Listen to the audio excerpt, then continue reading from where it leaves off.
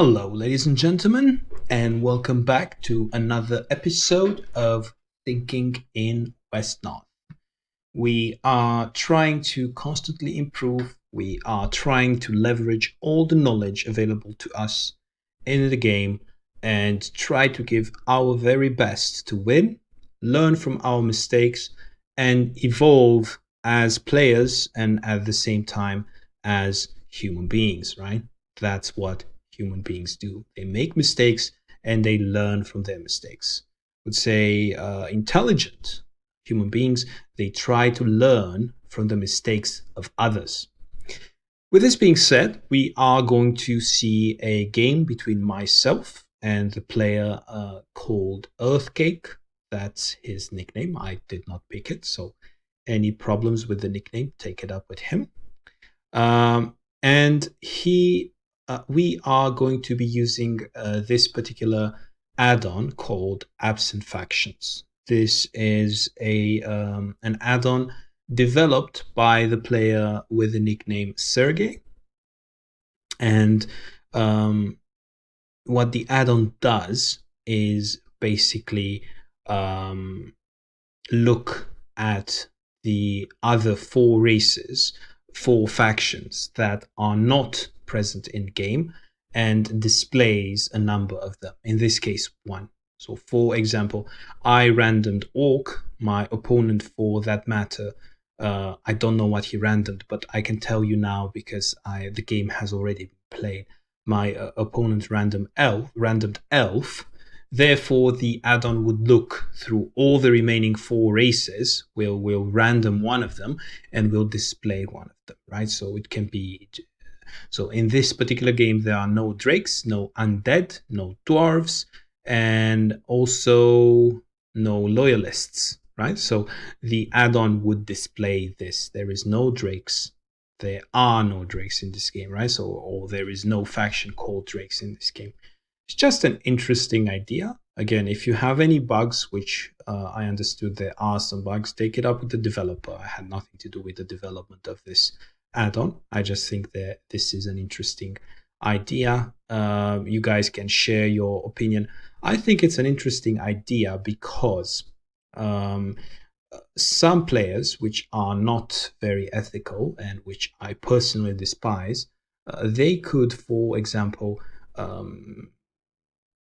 pause the game, right? Open the game in another Wesnoth client and see what the faction of the opponent is, right? So those players, which I can't call in any other way, but cheaters, those cheaters get an extraordinary advantage by knowing what the enemy hero is, right? So by having this absent factions add-on, at least you increase the amount of information that you have for honest players. Therefore, the difference between honest players and players that cheat is a bit diminished.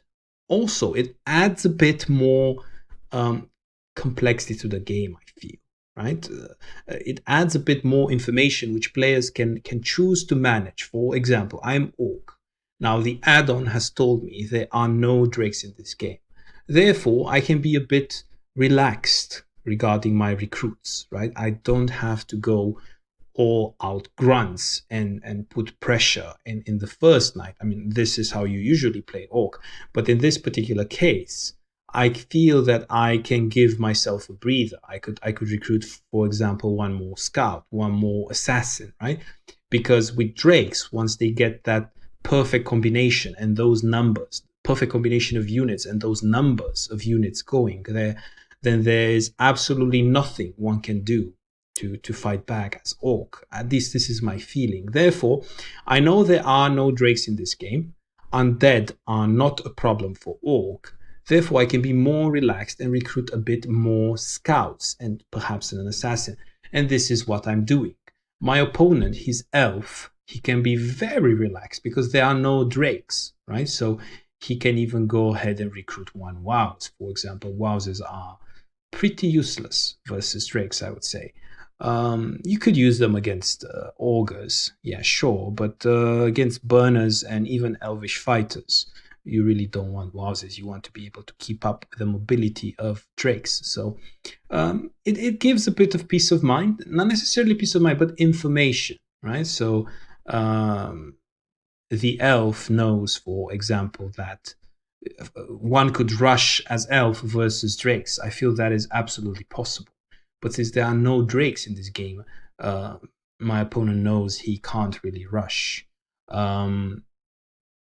Anyway, I have my theories. You might argue that elves can never rush. I personally like to rush with elves versus drakes. If you mix an archer or two, at least put some pressure, not even if you commit to it. But other than that, you pretty much want to defend as elf versus any other race. Anyway, this is my take on the Absent Factions add-on. Again, any issues you have with it, I did not develop it. Take it up with Sergey. I don't know why. I think I'm listed. If you go to Amazon, I'm listed as developer. I had nothing to do with its development. I just think it's an interesting idea, and let's discuss if the Absent Factions add-on it's not. You find it not useful, no problem. I will stop using it. I'm just really curious to see what people think. Okay, so I don't know. I mean, I know for sure there are no drakes in this game. I obviously didn't know that my opponent was elf. Therefore, also there is no drakes in this game. There it is. There is a message that everybody can see, right? So if I just play my turn, I said, okay, I can just recruit, right, wolf riders, orcish assassins, and even a goblin spearman, right? I mean, I said, I don't really need to put a lot of pressure. I will just focus on village grabbing instead. So therefore, I would be able to grab with all, each and every one of my units would be able to grab a village. So this was my take on the game. I would say we will leave the aggression for later on. Now, of course, I missed my side's turn, but I will now change the point of view to full map. I missed my opponent's turn. So my opponent chose to recruit a bit more, let's say, a bit more consistently. So it's more of a consistent recruit. It has more meat to it. He went with 2 scouts and 3 elvish fighters. So scouts for village grabbing. Obviously, you have these corridors, which we've seen in previous casts, and then elvish fighters to defend against an orcish attack, which it so happens that I am. So from this perspective, you do need, as elf, you do need to assume that an orc rush is coming. Otherwise, you won't be able to defend it. So pretty standard recruits, I would say. Of course, you always need grunts. And the funny thing about this recruit is that if we select, let's say, each team, right, or human team. So if we select these grunts, right, we can see intelligent, quick, intelligent, quick, intelligent, quick.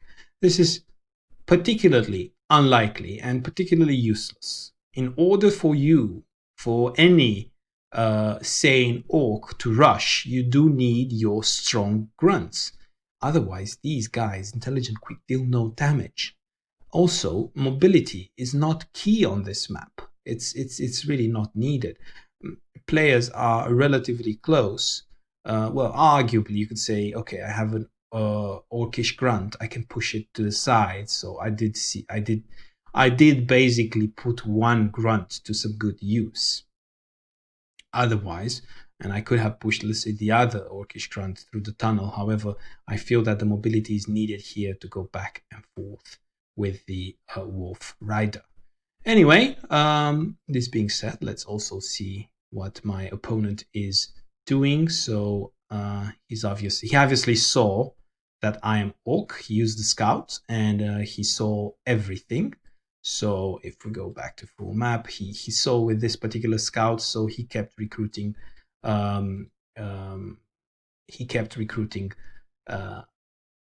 Elvish fighters, which is perfect. I fully agree with this.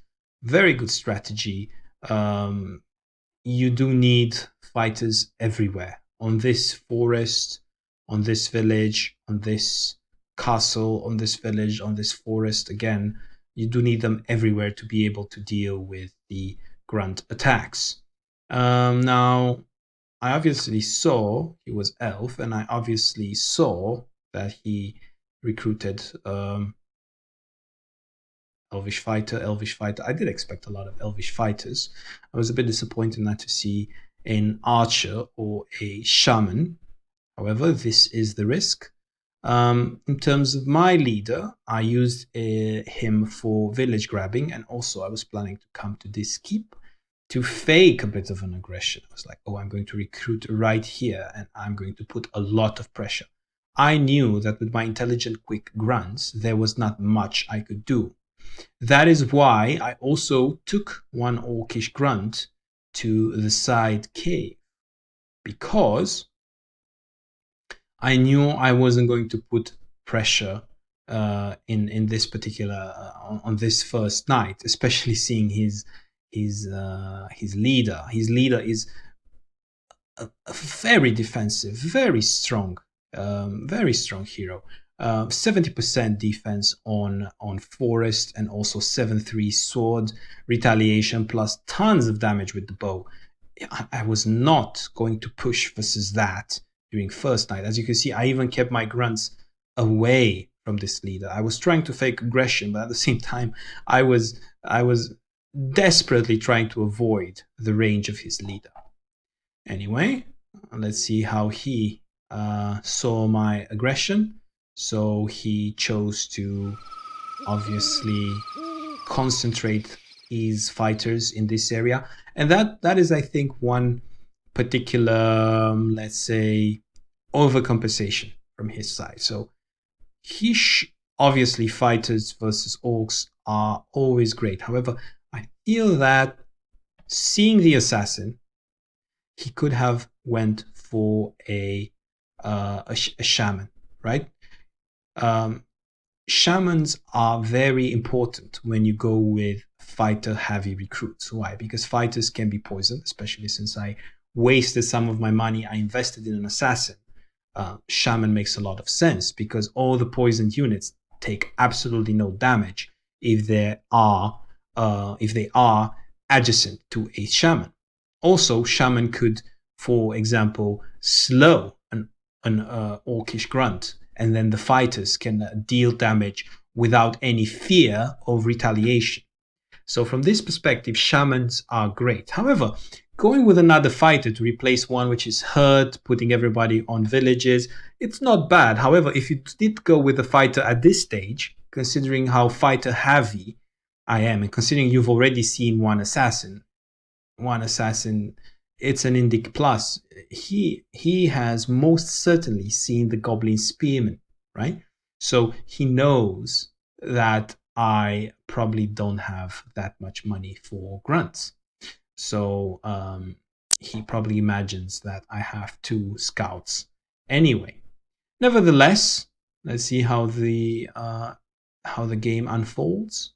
So again, I come here, I see all these fighters, and I see the leader, and I say, there is absolutely no way I'm doing anything this turn. Therefore, I'm going to recruit for the long term. I'm going to recruit an assassin. Why? Because assassin is a bit more expensive. However, it still takes up one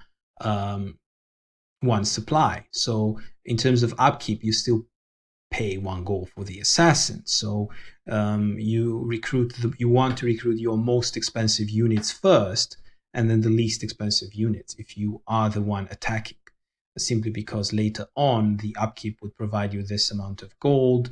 It's just it works better, more or less, if you think about it, because the more units you add, the more difficult for you, especially if you are pressured, is to save up money. You will always have the instinct of, I need to recruit a unit to get me by past my opponent's attack. Anyway, so he should already know that I mean business second night.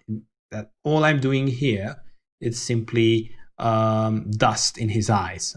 I'm trying to show off. Look how scary I am. However, he does need to address the assassins a bit. I mean, he should be at least. I don't know. He should. He can't attack really, because I would then poison him, and then during the day he will have he'll have a lot of trouble, because during the day with all his poisoned units he won't be able to do anything. So he can't really attack into these assassins, especially because the assassins can take up good positions, then backed up by grunts. So he definitely needs to take into account the assassins, but at the same time, he shouldn't be too worried. I would say now is the perfect time to recruit a shaman. Okay, he sees this standard scout on the left-hand side, and he blocks it. That is absolutely fine. This is how games are lost on this map, by or won, right? Doing a run by on the edges. With this being said, okay, so my opponent is having a great time analyzing possibilities, which is awesome. He did play quite well so far. He did put all the units. He said he's not going to go on this side. Probably if I was serious about this attack, I should have probably pushed my assassin on the keep, recruited a unit, pushed my leader forward, tried to push all my units to this particular side, tried to prevent the elf from attacking, and then I should have taken this keep and started recruiting right next to my opponent. However, I'm getting a keep, yeah, by doing this. However, I don't get an extra village. It's very important as Orc to get an extra village to be able to sustain. Plus, even if I do get more gold, or my units are cheaper and I'm able to recruit more of them, I only have one slot available here, and he might block it. So it's kind of an all-in situation at this point, I would feel. So I did not push my leader forward. I went with my leader back. At least this is how I remember it. So I did go with my leader back, and at the same time I tried to form this, you see, V formation. He can't really surround me with absolutely anything. I'm basically saying, look, and of course, that is also an important aspect of my recruits. I basically recruited a troll whelp. Why? Because it's a tank. It allows me to attack in an open field, and they are quite sturdy. They take a long time to die. They have quite a high hit point pool.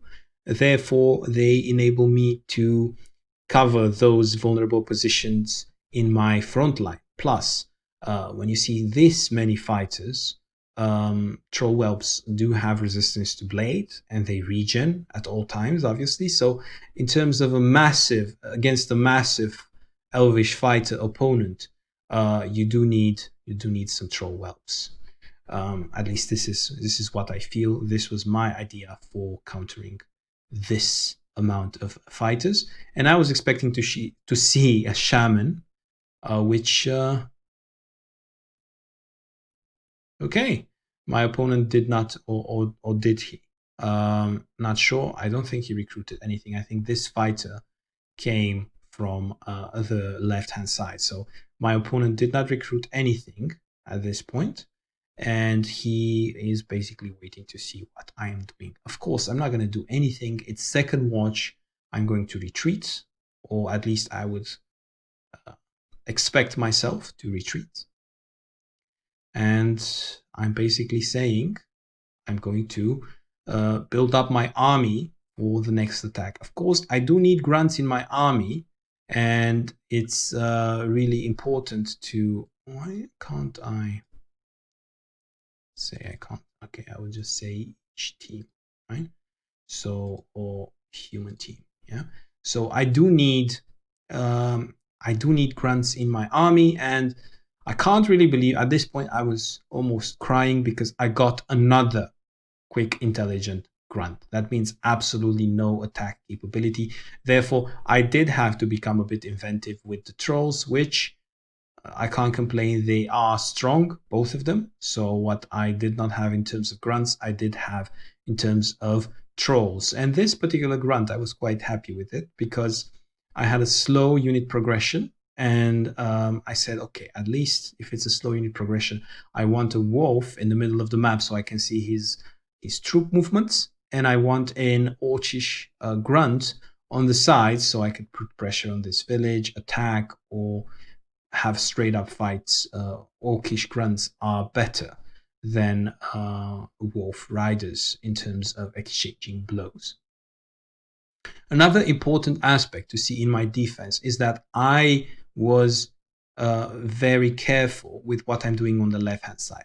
I didn't just leave the wolf alone on this side. I went with the assassin. I wanted to prevent him from putting pressure on the wolf. I wanted to discourage any kind of aggression on the left hand side. Also, I wanted to preempt aggression coming onto the left hand side simply because this village is extremely difficult to defend. So with this orcish grunt having the potential of going left, I have 3 units on this side. So I wanted to make sure I don't leave this extremity weak and vulnerable to my opponent's attacks. This particular village is easier to defend simply because its position is close to the keep. Okay. Now, what my opponent did, obviously, he put pressure and he did it very well, to be honest. I really did feel pressured. Lots of fighters, you see, good balance on the left and the right-hand side. So he wants to see where do I go, right? He's, are you going on the right-hand side? I'll come on the left. Are you going on the left-hand side? I'll go on the right. Right? So plus there is an Elvish archer, which I don't agree with. I would say shaman would have been better. And of course, more fighters. Now, at this point, I said to myself, I do need to leave some units left and some units right. And at the same time, I said, okay, I have this strong resilient troll. If I put it on 60%, I can simply forget about it. Which is good enough strategy. Trolls in defense on 60%, perfect. But at the same time, I wanted to take up 1 forest from the enemy team. So you see good balance of units on both sides. And of course, I was a bit frustrated with my quick intelligent grunts. And I said, I'm going to recruit a Naga. Naga is relatively good on this map. Why? Because it can be placed in the middle of nowhere, kind of, because you have this 40% water stream, right? But at the same time, if you put a troll on this water, it will have 30%. A grunt will have, of course, 40%. However, the Naga will have 60%. Moreover, the Naga would have a lot of movement. So the Naga has 7 movement points on this water. It can basically go back and forth in a much more efficient manner than trolls, right? So plus it's resilient, strong. So finally I got some muscles in my defense. He attacks the trolls with range. I don't particularly, let's say, I don't particularly blame him for that. There was little I could do simply because I couldn't punish this because my assassins were far away. Again, I was so scared he would go left. Therefore, I placed my assassin into a defensive position. I tried to discourage him. Don't go left. This was basically what I was trying to say. If he went here, no problem. There are no villages on this area, right? He's in an area with no villages. It's relatively difficult for him now to attack into this village. Trolls could go back. So now I had to rearrange my units a bit. Why? Because it was morning. So I'm already preparing my attack at dusk. I noticed that it was too late now to go left anyway. So now I said I should bring my assassins forward. And if he's going to stay here, I'm going to punish. So if he's going to come close to my units, I'm going to punish him dearly. Now, I maybe took a bit of a defensive stance simply because, so I went a bit too far, I feel. But also I was a bit scared that he'll try a run by into my villages. That's why I put my wolf on 60%. There is really nowhere he could go from here. And I said, okay, you want to come left. Now it's afternoon. It will be afternoon soon. If you're going left, you're not getting out, especially with this Naga to close the door with 60% defense. Going here into these trolls, it will take so much time, especially since he does not have a mage, right? So I would say point of view each team now. And now I can finally see where his leader is. I was able to see with the Wolf Rider, I remember specifically. And it was a relief, I must say, because with the leader being here, he does not have great potential to reinforce. He is a bit aggressive in terms of coming on this keep and reinforcing from here. However, 26 gold, right? He's a bit banking, which is absolutely fine. So back then I felt a bit silly when I saw the leader here because I knew he did not have a strong army attacking me. He didn't have a mage coming. So well played from him. Well played from him. He managed to bank quite a lot. He managed to scare me. But I wasn't that much scared. I was preparing a number of units for my night attack. Well, maybe I was a bit scared. Again, he keeps banking, which is one of the again, I even had my labels here. I was even scared of wows. I was a bit overly cautious in this game, I must say. So now, because he retreated, because I saw the leader here, because I saw that he's going back, I said to myself, okay, he actually does not have that much of a scary army. So I push everything forward, of course, trying to maintain more or less a front line. You see 60% here with the Wolf Rider. You could argue that he could come. No, he's not going to do that. I even pushed my leader forward. I said, okay, don't attack me now. I don't want you to attack me now. It's afternoon and I really don't want to be attacked now. This is basically what I'm saying with my leader. Obviously, I didn't bring him too much forward because I wanted to go back and recruit. He obviously doesn't. Now he's in a difficult situation. Again, as you can see, because I had good balance of units on the left-hand side and on the right-hand side, I could really go either way. And this is the key about this map, balancing your units between left and right-hand side. However, since he recruited so many fighters, he doesn't have a problem to balance his units, and more fighters are coming, I assume. So he's going to go back, spend his bank, and probably distribute his fighters evenly. So this is what he's going to do. Okay. Now, he makes, I feel... No, he doesn't make a mistake. I wouldn't call it a mistake. However, you can see on this side, there are only 2 units, but he recruited 2 fighters on the left-hand side to reinforce it and said, okay, I have my leader here. I don't really care. Whereas on this side, with the village being far away from him, then he put a lot of units. Which, remember, this is also what I did. I put kind of 3 units on the left-hand side here, and I was basically trying to discourage him from attacking on this side. He's doing the same.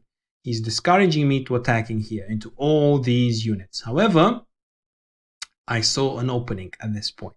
My assassin can come into this, and then my wolf can come on 60% on the castle, and obviously I can push all my units forward. Even the whelp, the strong quick whelp can hit this resilient quick fighter, so not that much return damage in terms of being dexterous or strong. And I said, this is a perfect way to attack, right?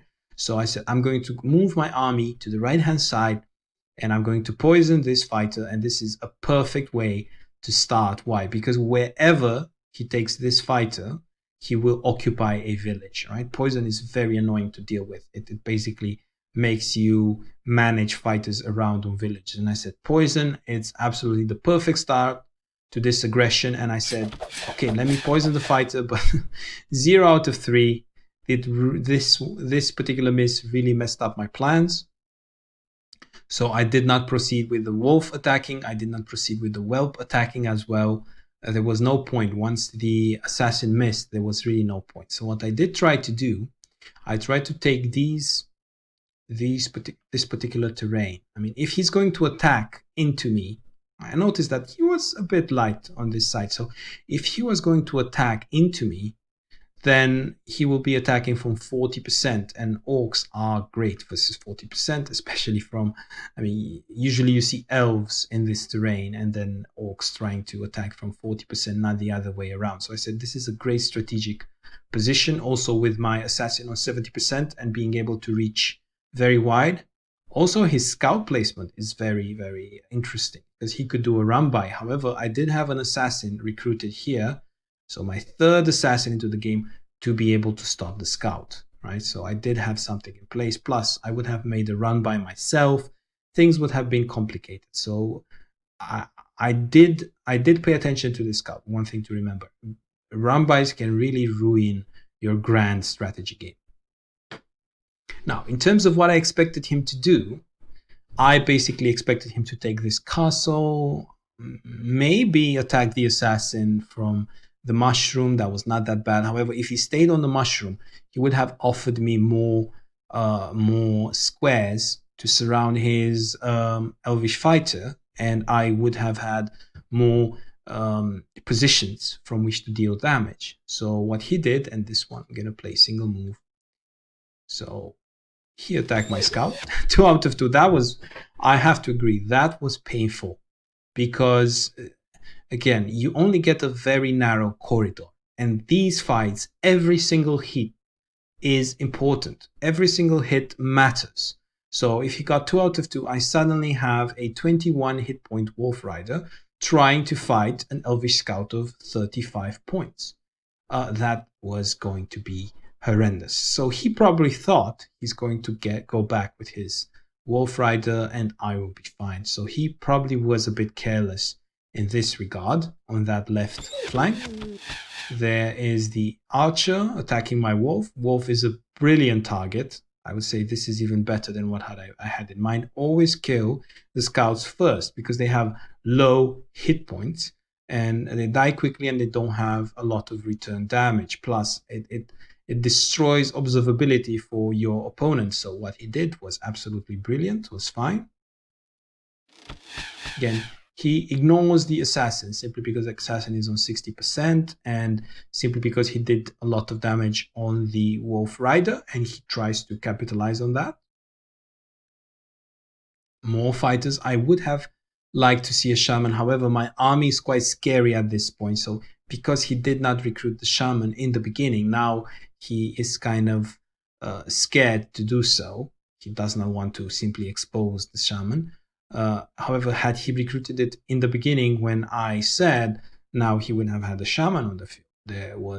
The shaman would have been back in a strategic position. Now he kind of is scared, and I understand why he's scared to recruit it at this point. Anyway, he chose to form a line, right? He chose to deny one of my squares, right? But now I have a 40% Elvish fighter for me to attack. It's a great target. Everything else is on 60%, absolutely everything. And maybe this one is on 50%. So he gave me a great target and I was going to take advantage of it. But one thing he did, again, he forgot about the fact that he needs, remember, I had 3 units on this side. He needs 3 units on either side to defend. He maybe thought, oh, I have my leader here. However, he took his leader towards the right. So he overcompensated on the right hand side, and that's when I saw an opening here with my quick assassin to basically even out the fight in the cave. So what I did, I said I'm going to destroy the scout and I'm going to gain free reign on the villages, and I'm going to, I mean, this is going to take a while, right? I have to first poison the scout, I have to bring maybe another unit, I have to attack it with my scout, then I have to kill the scout, gain the area zone of control, and then I have free reign on the villages, right? It's going to take a while, but it would give him a nuisance. It would give him something to worry about on the left-hand side, because in a choke point, elf versus orc, elf is going to win. I mean, these strong, resilient fighters, they deal so much return damage. It's absolutely ridiculous. So there is myself trying to poison the scout. I got good damage on the scout, which enabled me basically to try out my scout as well, try my luck with the scout. And then I said, it's going really well. I might as well secure this particular fight. So I think I tried to close the fight down by placing a grunt on this particular castle. I said, okay, this is my territory.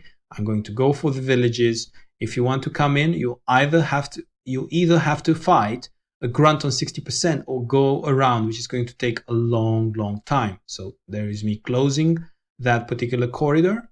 And now I think I said, okay, I'm not going to first go for this elvish fight. I'm going to go for this one on the mushrooms. Why? Because I have 3 points of attack. So I'm going to try my luck first there. And I got 12, which basically encouraged me to keep going. So, never mind. So I think here I was hoping to see a 2 out of 2. So I basically gave this fighter a chance to be hit twice. And I said, if I'm going to hit 2 out of 2, I'm going to finish him off. Otherwise, I'm going to distribute the damage as much as possible. However, this was a small inaccuracy from my side. I should have first attacked from this tile. Why? Because this tile is adjacent to 2 targets. So that was fine because this tile is adjacent to only 1 target. I should have come with the whelp here, attack this fighter, and then I should have made a decision for this tile. Do I go for the left-hand side fighter or for the right-hand side fighter? So that was a bit of a blunder from my side. So I decided to go for this fighter on 40%. Got 2 out of 2. So what this troll wasn't able to do, this particular troll did his job and the other troll's job. Now, I feel that I was a bit excited about this particular objective here. I feel that I've attained my objective. I need to give him trouble on the right-hand side. And with trouble on the left-hand extremity and trouble on the right-hand extremity, this is going to absolutely split the attention of my elf opponent, and I'm going to slowly win the game due to this, let's say, due to these 2 distractions, left and right, would get the elf to split his forces. So I think I was I tried here to use the Naga to basically close this extremity. So again, I used the grunt to close the left extremity, and I used the Naga to close the right extremity.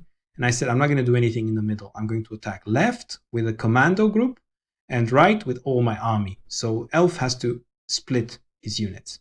This was my original plan, which sounds perfect in theory. Let's see what happened in practice. So I took my wolf back because, well, there was not much damage output that he could do. He was not even strong. And I brought my assassin because assassin has 70% on this particular terrain, and poison is quite good. Then I thought, okay, this particular fighter is wounded. This particular fighter is wounded. I need to wound as many units as possible.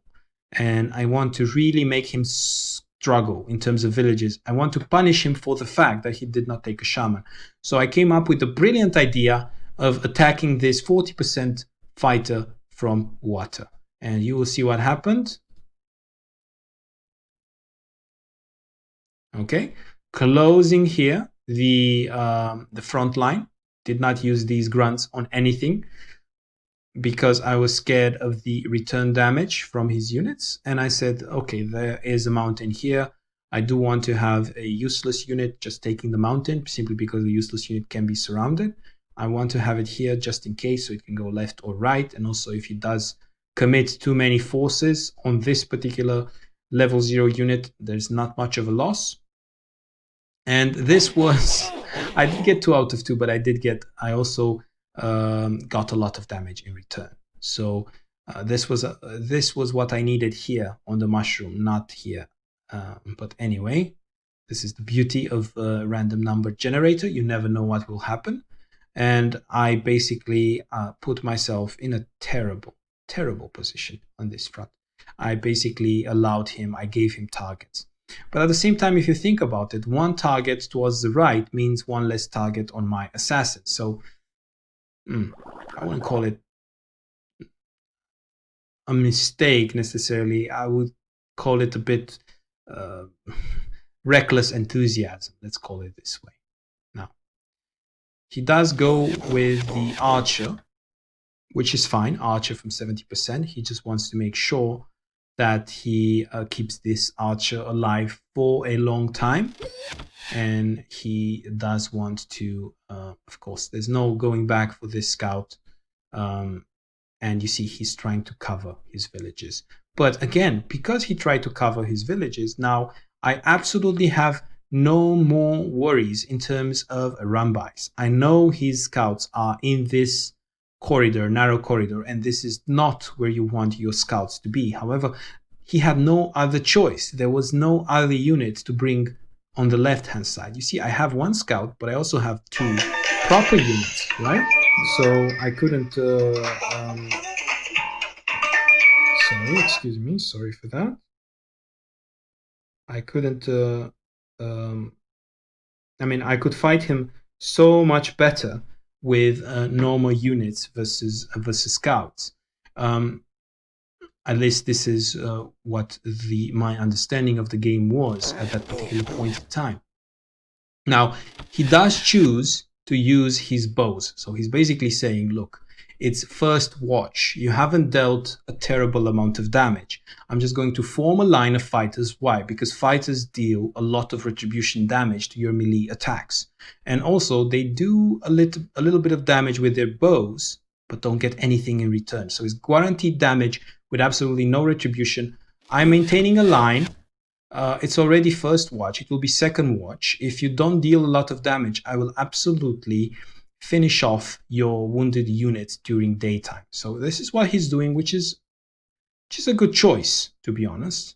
Yeah, it's one way to do it. It's a good choice. If he had a shaman, I would have said he could have even slowed this particular draw and attacked it. And it's a bit, let's say, it's a bit. I mean, at this point in time, I don't know whether that would have been a better choice. But what he's doing is absolutely valid. Why? Because he has these endpoints of the front line, which are on 60%. They are strong, resilient, dexterous, strong, right?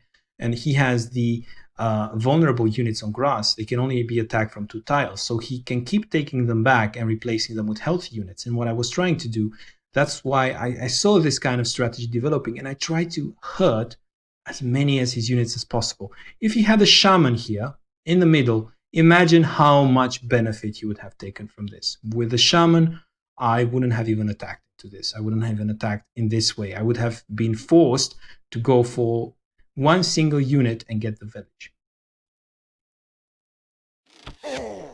There it is, but now there's one less target on my assassin, and I'm curious what he's going for. He is going for my assassin, and this is what can happen. You know, assassins sometimes do hit back, and this particular elvish fighter would take a very, very long time to heal up. And he basically recruited another fighter. Again, he wants to replenish all these injured fighters, right? That is his battle plan. Which, you know, I can't blame him for that. However, one single shaman would have done a huge difference. Now, I do want to finish off that fight simply because let's try out that trick from where was it? Reset stats or something of this sort. Statistics. Not sure. Not all scenarios. Not sure where that button is to reset stats, to be honest, but I will look again at the at that particular YouTube comment, and I will see where it is. Display, reset stats. Don't see anything here. Advanced. Don't see anything here. Cache. No. See anything here. Yeah, I don't know how to fix this. I will figure it out. I will take this offline and figure it out. Anyway, I do want to take this kill, and at the same time, I give myself only 2 hit tiles on this particular Elvish fighter, so it's already looking very well for our Elvish defender. I do have 3 tiles on this particular resilient dexterous Elvish fighter from 1718, and I can push my Troll Whelp forward, and I can attack with the Naga fighter. So this was my idea. It's like, I'm going to go for this resilient dexterous Elvish fighter. I'm going to finish him off. However, now if I think about it, this quick dexterous Elvish fighter would have been a bit better, simply because it has 31 hit points rather than 38. So which one did I go for? Okay, I went for the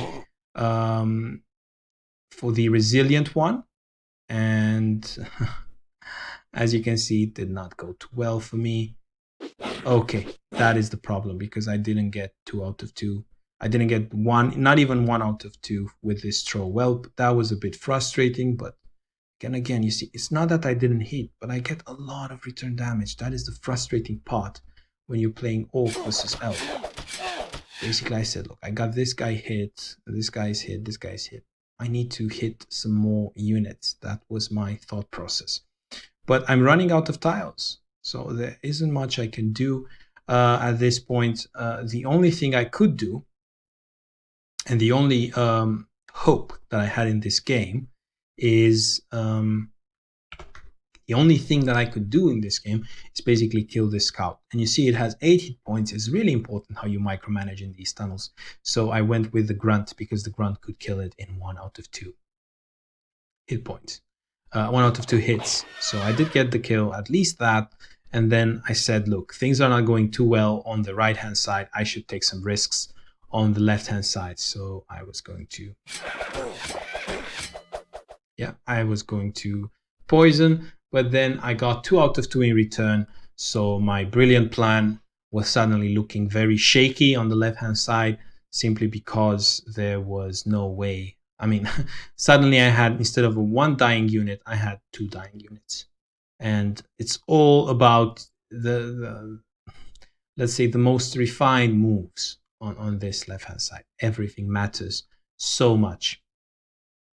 Okay, and I decided, okay, I'm going to go for absolutely everything that is available to me, which I should have probably done in the beginning during first watch. So these grunts did absolutely nothing. I feel that I could have attacked this particular resilient quick fighter. I decided to do it now, simply because my level 0 unit got some damage in, and of course 0 out of 2, and here at least 1. So again, 1, 2, 3, 4, 5. This one will heal up pretty quickly. So 1, 2, 3, 4 problems for our Elvish fighter, 5 problems. I'm trying to create problems left and right, simply because with my cheap units, I will be able to overrun him, right? In terms of my Wolf Rider, since I did not choose to fight with the Wolf Rider, I decided to take him back and heal, simply because I did want to have observability of everything that's going on. And I did feel like this Wolf Rider is going to die, so at least I wanted 1 Wolf Rider to survive. Okay, again, adding more damage, more injuries now. Judging by this mentality, causing a lot of troubles and a lot of injuries, I should have attacked with this Naga, also this fighter, especially since the fighter is not strong. Okay, I did attack. So you see now, the number of problems is increasing, and hopefully with poison there will be even more and more and more. However, my units are also dying in the process. So you see the retribution damage. So let's see what happens. Again, I did not want to go too crazy with my Wolf Rider. I wanted to keep away from this particular hero. And I said, okay, you want to come in here? No problem. Then you have to stay on 40% and you have to get damage by units on 60%. The reason I brought the Wolf Rider forward is because I wanted to grab those villages. Now, that is the problem. Oh, I did attack with the Wolf Rider. I did take the risk. Didn't even realize it. So I did take the risk with the Wolf Rider. I wanted 2 out of 3, which I think was a terrible choice from my side. And obviously the Wolf Rider is close to death. However, his fighter is also close to death. So this was my thought process. I will at least get him within 1 hit of dying. I didn't expect... I expected this Elvish defense to break. However, I do remember something extraordinary happening. Yeah, his leader does deal a lot of damage. And yes, my troll got 4 out of 4 hits in, which really, really hurt. I mean, you don't expect a troll to die that easily, right? Also, this particular Orcish grunt died to ranged attacks from fighters, and that is really... So he basically said, look, this particular fighter is going to die, so I might as well get a kill with it, which is fine. The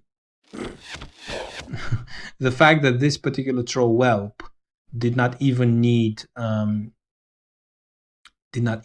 melee attacks, it's a bit disheartening, to be honest. So he did get most of the hits in, and he's fine. Okay, he did get the melee attack. He did very well because he attacked with a poisoned unit. So if the poisoned unit was going to get more damage in, that was already a problem. So a problem becomes a slightly bigger problem rather than a shiny unit becoming a terrible problem, or a shiny unit like these two, right?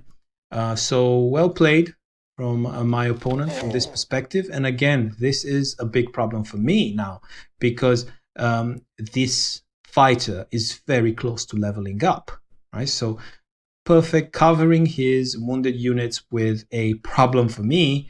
And imagine he killed 1, 2, 3 units. Those are a lot of kills. Those are really hurting my potential of fighting back. So it's day, and I basically have nothing left except 2 assassins, 2 grunts, and these are dying units, right? So he's even going to go for my assassin. Again, assassins sometimes hit back.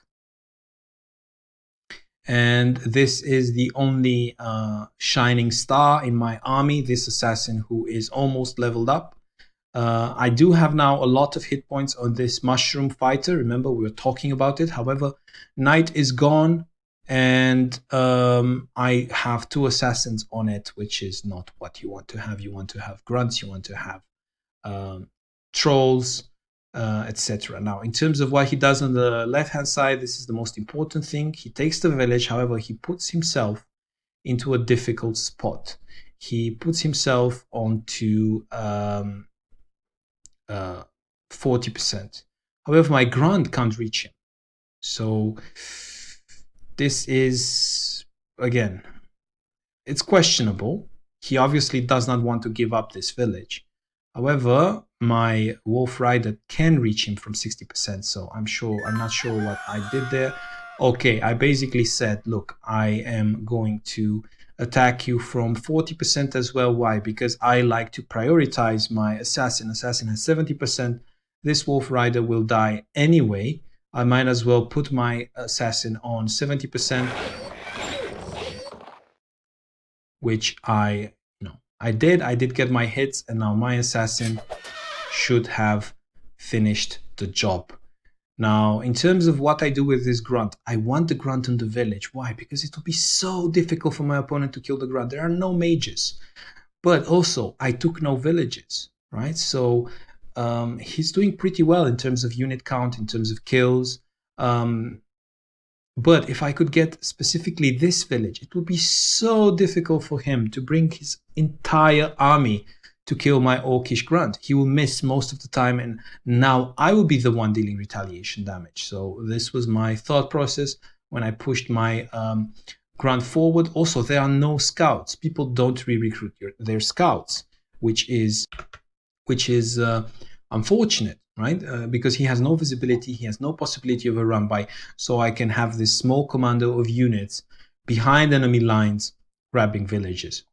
So he did break me on the right hand side, but my army on the left hand side was victorious. And to be honest, that's all I needed. I needed only one side to be victorious, because if I get this far away village, then I will be able to gain the income necessary to keep upgrading my army.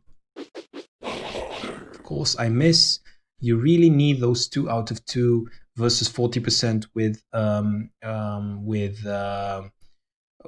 Orc. You do need to take those risks. However, a random number generator was not on my side.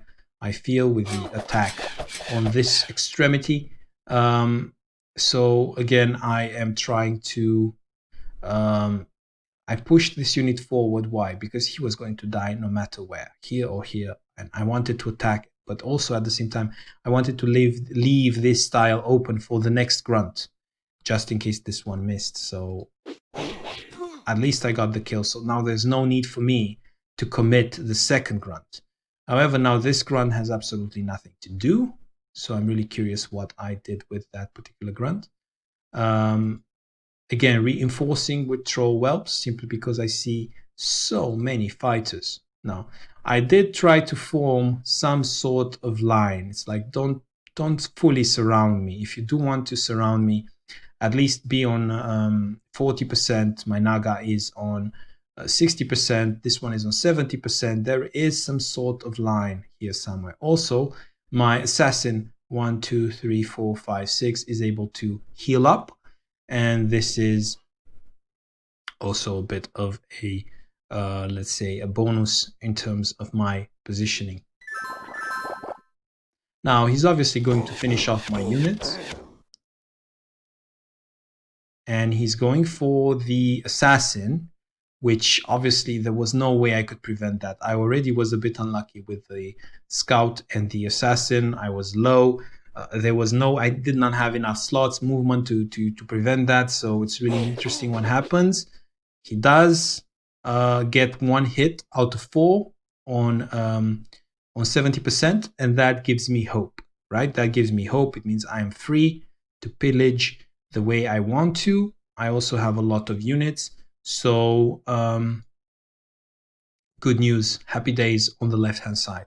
Now, this was a disconnect, and not sure here. I expected the final replay to be fine. Apparently it isn't. So I expected this one to be absolutely fine because we loaded and saved a couple of times. Anyway, and we are back. Sorry about the out of sync errors. We had to load the game because there was a server interruption. So sorry about that. I did not know. However, I do want to point out what was the mistake from my opponent that lost him the game. I won the game in the end, so I'm telling you the outcome. The mistake that lost him the game, I believe, remember my small commando on the left-hand side. He committed 1, 2, 3, 4, 5 units on the left-hand side, including his leader on this grunt. And as you could have guessed, all these 4 attacks did not manage to kill the grunt. The grunt healed up to 22 HP, and that is an insane amount of time and resources invested in one grunt.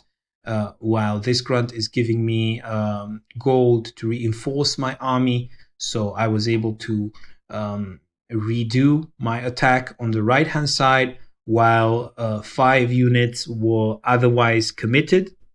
And in the end, this is what won me the game. So the moral of the story is try to cause as many problems. When you're playing Orc, we saw what problems meant. He did not have a shaman, therefore problems meant hurt fighters, poison. So I was causing... Also, these problems have to be scattered around. They have to be scattered on the left-hand side and the right-hand side so that his attention is divided. So well played from my opponent. The game was actually 16 turns. That's an incredible amount of turns. Very nice defense. He played really well. There was really not much I could do. The defense on the right hand side was airtight, right? So there was no way for me to break this strong, resilient fighter, which is still here, by the way. And instead of defending on the village itself, he defended on the mushroom, on this castle. So whatever kills I got, they did not result in getting a village as a reward. However, one thing that he could improve, he could have just kept one more unit on the left hand side, and none of this run by would have happened, and we wouldn't be here with this particular grunt holding back 5 units. Anyways, I hope you guys liked this Orc versus Elf show. I wouldn't call it a masterpiece, but I would say it was really interesting, and it is a really difficult map for Orc, simply because if you look at the area, it's not really a very wide area, and Orc does need space in order to do attacks on multiple sides. So I'll call it an interesting game, and definitely one from which lots of lessons can be learned. I hope you guys liked it, and I will see you later.